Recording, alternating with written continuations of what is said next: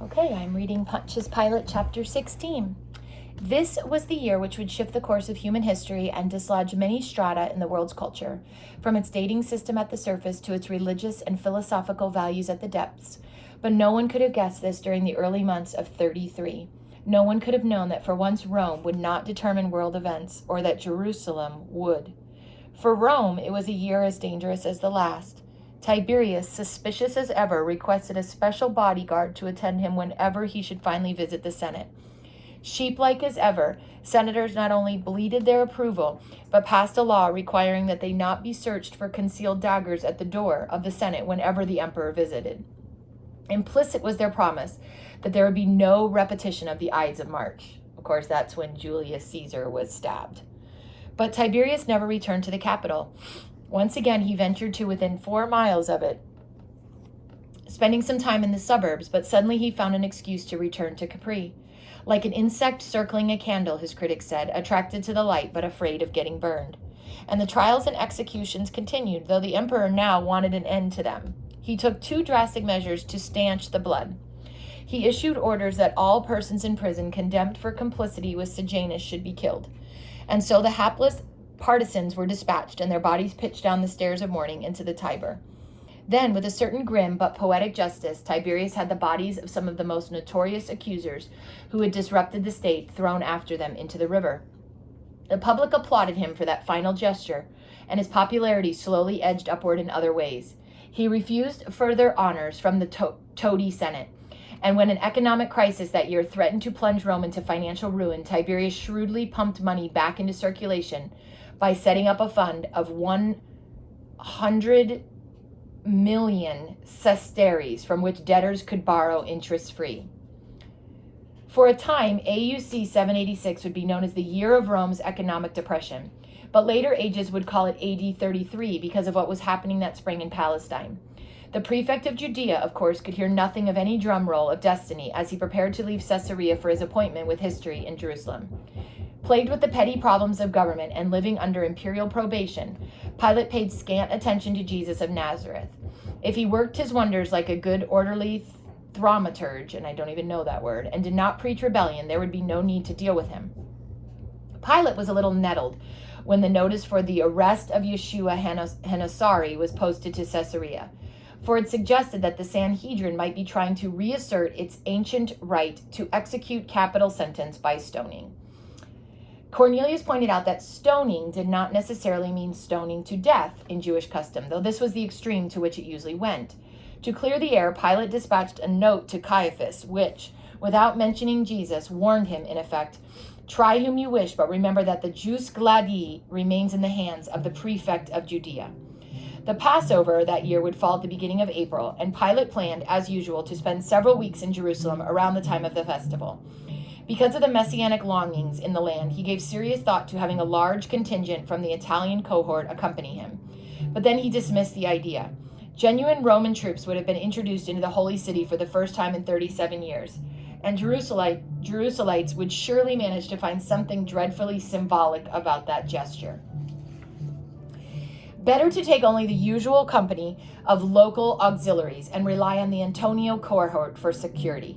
Procula wanted to make the trip also, but Pilate refused to consider it. Too risky, he warned. The city is seething with unrest. It took her several days of indirect persuasion, gentle coaxing, and even a tear or two to achieve what most wives accomplish in a far shorter time, changing a husband's unalterable decision. But she dared not disclose her real motive in wishing to go along, for that would have ended the matter. Cornelius had told her that Jesus might attend the Passover in Jerusalem.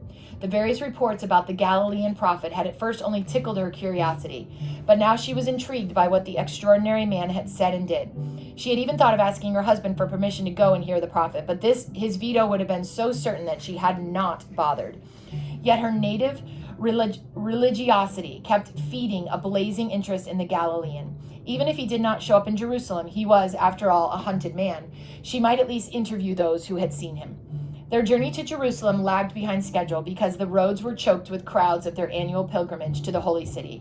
But traffic was lighter on Saturday, when no pious Jew would break the Sabbath by traveling more than a half mile. So Pilate's entourage arrived almost as planned on the last Sunday in March. Even now, as they approached the final rise of the northern road into Jerusalem, The highway was increasingly congested with pilgrims chanting psalms and singing the traditional Passover songs. Freight donkeys squealed. Sacrificial sheep bleated an accompaniment of their own. Old people were being helped along by the young. Children were getting lost. Mothers were calling them, and men were swearing at recalcitrant burros or scampering to keep the sheep in line. A smell of dust and reeking animal dung hovered over the highway, broken only intermittently by gusts of wind from the west. When they reached the summit of the last ridge and all Jerusalem lay before them, much of the caravan fell on its knees in tearful joy and prayer. Pilate and his retinue moved on through the worshippers toward the water gate. Great clusters of canvas suburbs ringed Jerusalem, a larger tent city than Pilate had seen at previous Passovers. Since the Jewish capital could not hope to house the hordes of pilgrims arriving for the festival, such hillside shelter was a necessity. Before the week was over, Jerusalem's population would temporarily increase by 250,000. A regular religious army, Pilate commented. Imagine what would happen if each of them were armed. We wouldn't stand a chance. He had a magistrate's weariness of the crowds and certainly the experience to rule them. The black rabbit, Arabel's almost killed it. We saw a white cat and she thought, you need to text them. It's out there? Arabel almost killed it. Okay, but she didn't get it? Okay. Suddenly, Procula tugged at his arms. Look to the east, up to the slopes of the Mount of Olives there. Pilate squinted. Parallel bands of wriggling green were hovering over the heads of an enormous oblong throng of people split in two by a roadway. The crowd seemed to be waving branches of some kind, perhaps palm fronds. A tumultuous roar, muffled by the distance, welled up as a small knot of people came down the roadway. I can't make it out, Procula, he said. Now, if this were Greece, that would be a demonstration in honor of a returning Olympic victor. We'll find out when we get to Jerusalem. They seem to be heading toward the city. It was not until evening that Pilate received a full briefing on the palm-waving phenomenon from the tribune at the Antonia. But the explanation hardly satisfied him, since it was so full of contradictions. Yes, the demonstration was in honor of a man, the prophet Jesus, who had evidently come out of hiding. Yes, the event might have serious political overtones. Many Jews thought their Messiah would be declared as king on that very Mount of Olives. The crowds had also shouted praises to the Son of David, a loaded name if Jesus should claim to be the heir of the King of David in a restored Judean monarchy. Even the waving of palm branches could be symbolic, for the palm was the national emblem of Palestine. These were Jewish flags, and of the extra 250,000 people jamming Jerusalem, how many were members of the Zealot party from Galilee? Yet others told him that Jesus was a non-political person, the commandment continued, and that he was misunderstood by the swarms of pilgrims. Still others insisted that people knew this and were only cheering on their favorite prophet. His vehicle was not a golden chariot, but a jogging donkey, certainly a poor prop for any kingmakers. And when he reached Jerusalem, Jesus made no incendiary speeches to the masses or flaunted pretensions of any kind. He simply walked over to the temple, enjoyed the view across the Kidron Valley, and then returned with his disciples to Bethany, for it was getting on toward supper time. Pilate was baffled by the significance of it all. The episode was either harmless or it was meaningful in the extreme. But the fate of the puzzling prophet would clearly depend on what he did or did not do from now on in the face of such enthusiastic support. If Jesus veered into politics, Rome would intrude, much as Pilate hated the thought of getting involved. But then it occurred to him that even if the prophet remained strictly within a religious sphere, he would still be in trouble with Caiaphas and the Sanhedrin, who had posted the notices for his arrest throughout Judea. In that case, why hadn't the Jewish temple guard seized him during his afternoon visit to the temple? In the Herodian palace that night, Pilate retired more bewildered than ever, but Procula barely concealed her satisfaction that Jesus had come to Jerusalem after all. At last she might have the chance to hear him, perhaps even meet him. Would he accept an invitation to have dinner with them in the Herodian palace, she wondered? After all, the Roman governors were always giving dinners for famous people in their provinces. Maybe she could see with her own eyes whether or not he actually performed wonders. At least she could try to learn something about the secret power he had over people, whether it was in his personality or in his message. But the bubble of her idea burst on the thought that her husband was not about to entertain messiahs of any kind. On Monday, while reviewing the Jerusalem cohort at the Tower Antonia, Pilate warned his auxiliaries to be on especially good behavior during the coming week. He then went to the south wall of the city to inspect his beloved aqueduct. Due to heavy rainfall that spring, the water was gushing along better than ever. Later in the day, he presided over a meeting of the chief regional tax collectors for Judea. He was in the process of assigning toparchial quotas for the annual tribute when little Zacchaeus, the diminutive superintendent of taxes for Jericho, announced, "Noble prefect, in going over my accounts, I find that I made an error of 50,000 sesterces in last year's tribute." Zacchaeus, Pilate sniffed. Securing a tax rebate from the imperial treasury is impossible. No, no, Excellency, I owe the treasury 50,000 sesterces, and here they are. Zacchaeus' eyes were blazing happily. Pilate's jaw sagged. What's come over you, Zacchaeus? You usually battle me down to the last quadrants. Last Thursday, while I was up a tree in Jericho, the prophet... Zacchaeus stopped abruptly, then laughed. Oh, nothing, gentlemen. Now, Excellency, how much did you say poor Jericho will have to contribute this year? That drew a general chuckle, since Jerichoans had the highest per capita income of any purely Jewish city in Palestine. When the fiscal conference adjourned, the tribune of Jerusalem arrived to report something he felt would be of interest to Pilate. Just an hour ago it happened, Prefect. At the Antonia, we heard a commotion in the temple area. I took a squad of men up to the outer courts, but by then it was too late. For what? Pilate asked. The prophet Jesus. He had a whip in his hands and was flailing away with it against the cattle and sheep merchants in the temple courtyard who sell their animals for sacrifice. He drove them out, cattle, sheep, and all. You should have heard the bellowing and bleating and cursing. While recounting the incident, the tribune's face broke into a low smile, which Pilate found a bit contagious. He asked, Did Jesus give any explanation for this unusual conduct? He said, My Father's house is for prayer. You have made it a den of robbers. Oh, but he was scowling furiously. Then he went after the dove dealers, and while they stood by gaping, he opened their cages and let all the pigeons fly away. And finally, the money changers. That was a scene. Jesus stormed into their stalls and pushed over their change tables, sending the coins clattering across the courtyard. Ha! You should have seen the bankers scramble. Tell me more, Pilate begged. He simply purged the place of commercialism. If you'll pardon my opinion, sir, I think he had the right idea. The temple was getting to look like a Persian market. I dare say so, Pilate said, or a zoo. But, Tribune, didn't your men try to interfere? The Tribune winced a bit. Well, no, sir, I didn't want to infringe on the authority of the temple guard. Why didn't they act? Pilate asked. They wouldn't have dared arrest Jesus at that time and place. He's too popular with the pilgrims. Suppose there were no crowds and no temple guard, Pilate said. Then would you have tried to stop the prophet? I'd have been awfully slow about it. You're a good man, Tribune. Pilate clapped him on the shoulder. Then he grinned. I just recalled that most of the concessions in the temple courts are owned by the family of Annas and Caiaphas. What I wouldn't give to have seen the looks on their faces when they learned the news. At supper that evening, Pilate rehearsed the incident for Procula's benefit, and they enjoyed a sound of laughter. She intended to go to the temple the next morning in hope of seeing Jesus, but Pilate knew nothing of the plan, nor would he have approved. She succeeded in her mission the next day, for during that famous week, Jesus appeared at the temple on a daily basis to address the people. Insulated by a bevy of women attendants and several auxiliary guardsmen, Procula came within 50 feet of the young prophet, but was afraid to press forward to meet him. There were too many people, and she did not want to make a scene. Pilate took the news of her reconnaissance at the temple with less displeasure than she had feared, because he was curious about what Jesus had to say. You should have heard the man, Pilate, she recounted. He held the people spellbound. When he finished speaking, some Pharisees shouldered their way to the front of the crowd and brought up something which you'll find rather interesting, I think. They asked him, Master, what is your opinion? Is it lawful to pay the tribute money to Caesar or not? Pilate's eyes widened with concern. What did he say, Procula? Recall it exactly. I don't have to tell you that the fate of this Jesus may depend on how he answered that question. My girls gave me a running translation, she said. He said, You hypocrites, trying to trap me in my words, are you? Show me a piece of tribute money. So they handed him a silver coin, and he held it up and asked, Whose image is this, and whose inscription? Caesar's, they replied. And Jesus said, Then pay Caesar whatever is Caesar's, and pay God whatever is due God. Ingenious, Pilate admitted. Ingenious. Even Cicero would have been proud of that line. Then the Pharisees, she started. Pilate picked up. I mean, look how sharp were the horns of that dilemma. If he'd said it was wrong to pay the tribute, he'd been a hero to the people, but I'd have to arrest him for treason.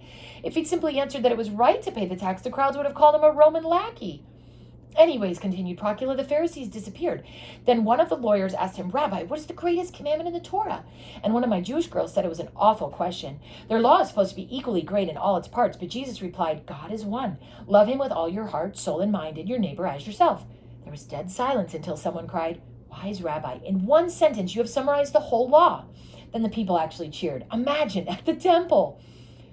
Pilate replied, How did that sit with the authorities? How do you think? Procula said. Then Jesus launched a bitter attack on them. Woe to you, scribes and Pharisees, hypocrites, he said several times. Once he called them blind fools. Then I think a brood of vipers, even whitewashed tombs, nice outside, decaying inside. How could they take that kind of language? Pilate asked. The people, remember? Procula said. Ah, Pilate sighed. Yes, I see it now. That's why Caiaphas couldn't arrest this Jesus despite his notices. The people. But now what will we do? Pilate paused and then smiled. Caiaphas had better not come to me for help, for once he's on the hook while I can relax and watch him wiggle. Yes, he murmured contentedly. This is one Passover I think I'm going to enjoy. On Wednesday, Pilate set up his court. The first 2 days in Jerusalem, he had been an imperial fiscal agent. For the rest of the week and part of the next, he would be a provincial judge. Appeals, capital cases, all local disputes between Jew and the Gentile, and any political offenses involving a threat to the Roman administration would come before his tribunal. Because Pilate's visits to Jerusalem were so infrequent, his docket was bulging. Court was held in the main reception hall of the Herodian palace, now stripped of its golden shields, with Pilate sitting on a raised dais.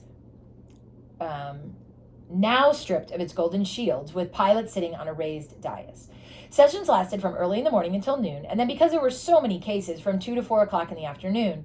In Rome, courts usually had large juries, but in provinces like Judea, the prefect constituted judge and jury. However, he had to conduct trials carefully, since law was a Roman specialty. It was an exhausting day for Pilate, including 2 acquittals, 1 condemnation to imprisonment, and 1 capital sentence.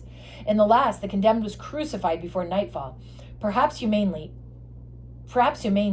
punishment in Roman justice was inflicted at once. But these were merely routine cases. The more important trials would come in the following week, culminating in the case of Rome versus Barabbas. This was the major one, for which Pilate began preparing even now. Not that he had any trouble of Barabbas's guilt, but this trial would far and away attract more of Jerusalem than any of the other cases. The man on the street had already tried the political brigand, and was speculating only on whether the governor might devise some unusual means of executing him. Pilate's problem would be to avoid that temptation while showing Rome's wrath at murderous insurgents like Barabbas. On that occasion, too, Pilate sensed he would be judged by fellow judge.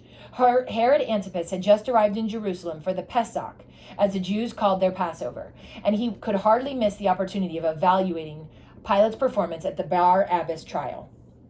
Or I'll just say Barabbas, because that's how we usually pronounce it. They have it hyphenated here. Late that night, Caiaphas' servant Malchus appeared at the palace to deliver this note. Joseph Caiaphas, high priest to Pontius Pilate. Peace. And here is the letter. Were it not a matter of utmost urgency involving the security of the state, I would not disturb you at this hour.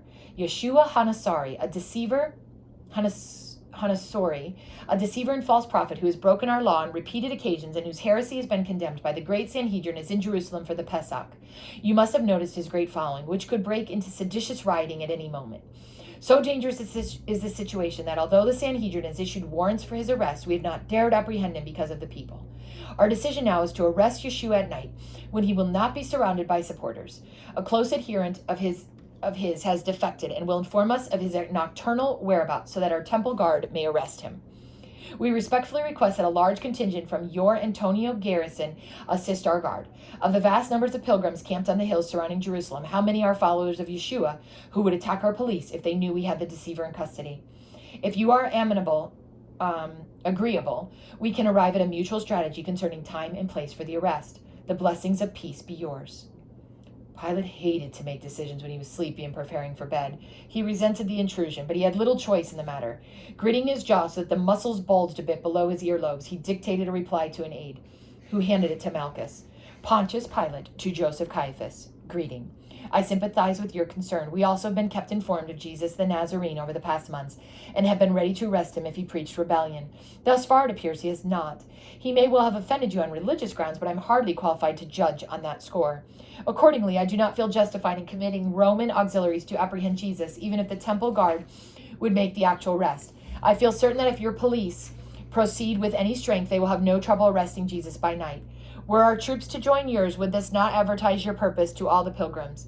If your men are attacked, our garrison will, of course, march to their immediate assistance. Farewell. There was an unexpressed reason for Pilate's refusing his auxiliaries. Why should he, rather than Caiaphas, bear the popular problem of arresting a prophet? Certainly the people would be inclined to blame Rome rather than their own countrymen in the temple guard. He would not make Antipas's mistake and cut down a Jewish prophet, especially not in his present probationary status. In fact, it looked as if Caiaphas also disdained the role of prophet killer and was trying to wrap himself in a Roman mantle for the distasteful task. At that moment, the high priest was meeting with his father-in-law Annas and the inner council of the Sanhedrin at his mansion, not far from the Herodian palace in that part of Jerusalem called the Upper City. The Sanhedrists were unanimously in favor of arresting Jesus, but divided on whether the arrest should take place before or after the Passover. Those who favored delay argued that there would hardly be enough time for trial and punishment before the Pesach, and no prosecution was possible once the feast got underway. Better to wait until the close of Passover week and the departure of the pilgrims than apprehend the man. But what if Yeshua leaves them also, surrounded by his followers? Caiaphas asked. What may sooner happen is this, Annas interposed. The deceiver will use the Pesach as the time to raise his followers against us. You know what he said and did at the temple. Therefore, we must strike at once. This opinion carried. They would now alert all members of the Sanhedrin to be available at a moment's notice. The temple police were to arrest Jesus when this could be done conveniently. It would have to be at night when he was away from the crowds. It would have to be in or near Jerusalem, for if the guard were sent as far as his lodging place at Bethany, the thousands of tenters on the eastern hillsides might get word of his arrest and raise a riot. To fulfill all these conditions required the services of an insider who could alert them when Jesus was in such a vulnerable position. They found such a man, or rather, he had found them. His name, said Caiaphas, is Judas Iscariot, a mercenary sort, willing to sell out his teacher for 30 denarii. But there may be more to it. You see, he's the only non-Galilean among Yeshua's disciples. Probably he realized his heretical allegiance and wanted to relieve his guilt by coming to us. He said he'd try to get their plans for tomorrow night. How difficult do you suppose it will be to deal with Pilate? Annas asked. They had their answer when Malchus arrived with Pilate's reply. Caiaphas read it aloud and then commented, He won't commit his auxiliaries, but he suggests that our temple guard should have no trouble making the arrest. Reading between the lines, I think we get the following message. This is your affair. Rome won't interfere. Thursday was equally crowded for Pilate. Again, his tribunal was besieged with cases, but fewer people than usual attended court as observers, since the day of preparation for the Passover began that sundown. Others, including many Galileans, would eat at the Pesach meal that evening, for there was a divergent calculation among the Jews as to whether the week of Passover celebration began then or the following day. The majority, with the priestly establishment of Jerusalem, would begin celebrating at sundown Friday. Pilate's docket fell behind schedule, so again he resorted to an afternoon session of his court. The two most serious cases of the day were now introduced. A pair of highwaymen who had assaulted and robbed a small group of Passover pilgrims trudging up the desolate Jericho-Jerusalem road on their way to the Holy City. The brigands encountered resistance and killed several of the party before despoiling them, but their luck failed them almost immediately. A patrol of Roman troops from the Jericho garrison, guided by surviving pilgrims, flushed them out of the hills and sent them shackled to Jerusalem. In Roman law, prosecutors were private, not governmental individuals, so Pilate opened the trial by calling on 3 women of the assaulted party to act as plaintiffs. Tears and hatred in their eyes, they pointed accusing fingers at the 2 highwaymen and charged them with robbery and murder. Witnesses, including other pilgrims in the party, as well as several auxiliaries from the Roman patrol, then gave evidence for the prosecution. The defense in the case was very weak. The bandits had no attorney and tried to defend themselves. They supplied a witness who claimed they were in Jerusalem at the time of the felony, but the alibi fell apart when written evidence was introduced into the trial. The Jericho patrol had extracted signed confessions from the 2 just after their capture. Both sides now presented summations, the Roman patrol captain prompting the women on what to say, while the brigands threw themselves on the mercy of the court. Finally, it was time for sentencing or acquittal. Both the proof of guilt was conclusive. The only complication in what would otherwise have been a simple case was the problem of sentence and execution. It was too late in the day for the crucifixion, and yet punishment had to follow immediately upon sentencing. Pilate solved the matter by announcing judgment and sentencing will be suspended until tomorrow morning. The court is adjourned. At the temple, a priest who had been carefully scanning the darkening heavens shouted that he could see 3 stars overhead. Answering trumpets shattered the hush of the evening. For the Jews, a new day, Friday, Nisan 14, had begun, since they reckoned from sundown to sundown. Pilate heard the trumpet flourish while dining with Procula. For them, it was still Thursday, April 2, since Romans counted from midnight to midnight. In a borrowed upper room, a few blocks directly south of the Herodian palace, a group of 13 men were eating an early Passover seder of unleavened bread, greens, bitter herbs, meat, and wine. It represented the diet of the Israelites on the night before they hurried exodus from Egypt some 1,300 years earlier. Yet this meal had a different ending. The controversial teacher from Galilee distributed bread and wine around the table and then, strangely, called it his body and blood. But the 13 diners now dwindled to 12. It seems that one of them, Judas Iscariot, had pressing business elsewhere. And that is the end of chapter 16.